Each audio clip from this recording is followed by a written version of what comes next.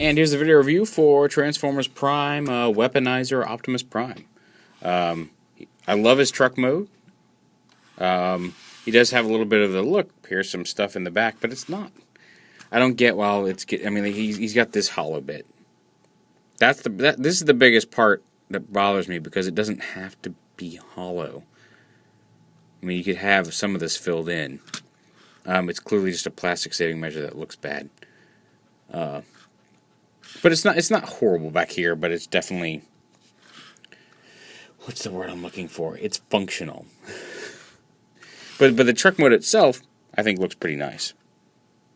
Now the instructions say to plug the gun in on the side, one of the side pegs here. Since his hands are already back here, I just rotated this up because I think it looks better just kind of stored inside there. One, it helps fill out this a little bit, and it's not just a weapon hanging off the side of the vehicle, but it's up to you. We'll go ahead and take that off. Now, unlike Bumblebee's, who automatically fires, you do need to prime. You need to get Prime ready to use his weaponizer gimmick in vehicle mode, and you do that by flipping down the grill. You can kind of see it; everything's kind of hidden in there. This is loose to fall down. But you pull that front part of the grill down, and then push this button, and he's got a couple of little spinning Gatling guns. There's one on each side. Now to reset it, you come under here and pull this lever down. It's the same reset lever as the robot mode. But again, you push that and a couple of little spinning Gatling guns come out. And it's kind of a shame that they have to be attached to these pieces. It seems to me you could probably have engineered this gimmick in a way. At first I thought that it did this because of vehicle mode, but I just feel like they could have engineered it so that the inner pieces slide out without the outer support pieces. Although I guess they do kind of rotate in. I don't know. I just feel like it could have been engineered a little better, so that see, it's just a loose piece.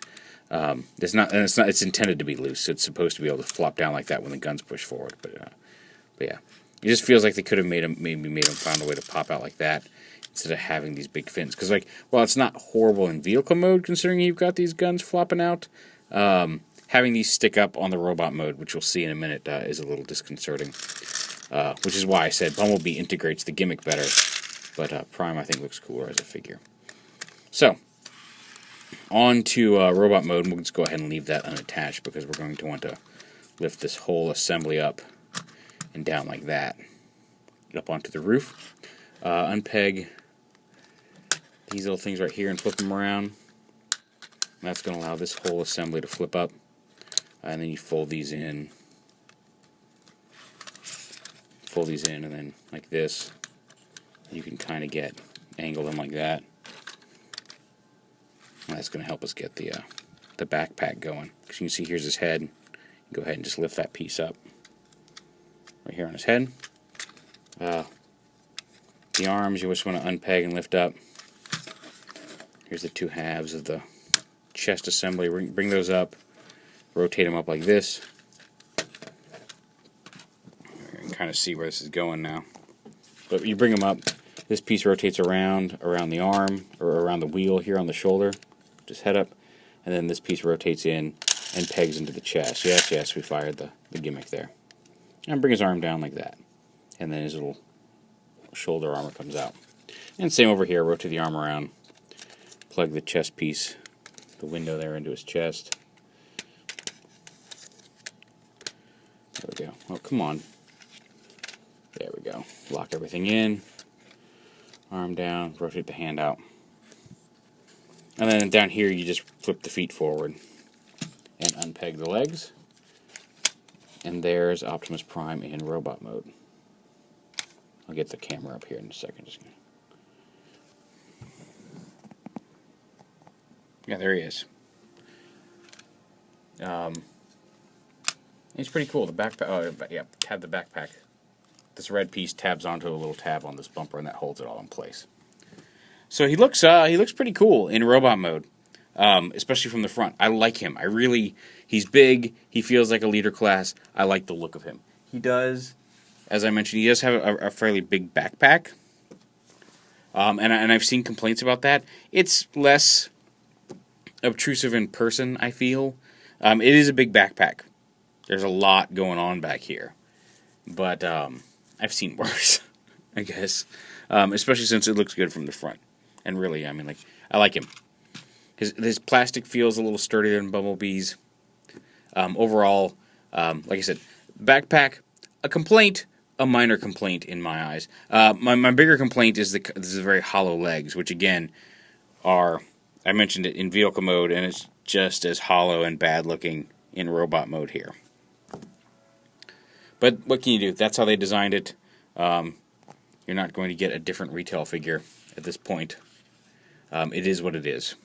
And like I said, I can live with it because I think he looks really cool. Again, his gun looks a little dinky. I would like to have seen the gun molded maybe in black. It's clearly not my hand has turned into a gun that the TV show has. But it's a decent representation of the TV show gun. Just a little smaller for the Weaponizer review. Or for the Weaponizer figure. Now, to fire his Weaponizer gimmick, I'm going to pull this up like this. There's this little yellow button right here on his waist. And when you push it, those guns pop up and flip forward. Now, one of them, and this is what I was talking about. If they could have made these sections move without these outside panels having to come up, it would look like that, and that looks pretty cool, just the shoulder cannons. It's less cool with these giant fins sticking up on his back. That's really my biggest complaint about the Weaponizer gimmick. The spinning Gatling cannons, awesome. I like the idea of Prime having a couple of like pop up, like Gatling cannons on his shoulders. It's cool. It's less cool with these giant fins on the top. Also, I wish they'd spun a little longer, but that's a minor complaint. But the fact that and you do have to tilt them forward. These are not. There's no spring on these. These are literally. They flip forward due to gravity. So if you have him leaning back when this pops up, and it kind of was that way in package, like they're not going to fall forward. They're just going to go straight up like that. They rely on the gravity to tilt them forward.